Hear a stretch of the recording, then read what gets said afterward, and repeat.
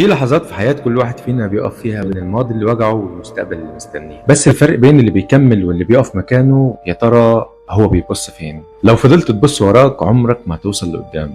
اللي فات انتهى وبقى ماضي، واللي جاي أو المستقبل هو اللي محتاجك ومستنيك. الماضي فيه وجع وأخطاء، لكن ربنا ما خلقوش عشان نعيش فيه، ربنا خلقه علشان نتعلم منه. تخيل واحد سايق عربية ودايما باصص بس في المراية الخلفية، اكيد هيخبط في الاخر.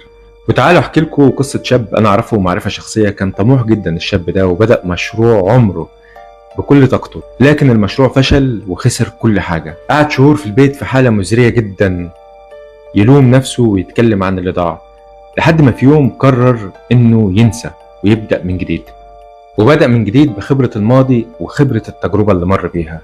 بعد سنه واحده نجح فعلا ورجع اقوى من الاول، مش لانه اذكى ولكن لأنه قرر يبص لقدام. ببساطة اللي بيتعلم من الماضي بيعرف يسوق، واللي بيعيش فيه بيتحبس جواه.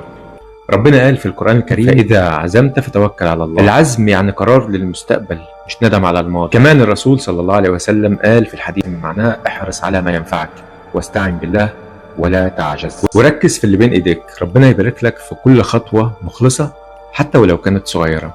اقطع الورقة القديمة بالأخطاء اللي فيها بعد ما تلخص خبرات، وحدد هدف جديد وخليه واضح قدام عينيك. ولازم تكون عارف إن الفشل مش النهاية، الفشل ممكن يكون هو بداية طريق صح. ابدأ من جديد، المستقبل قدامك.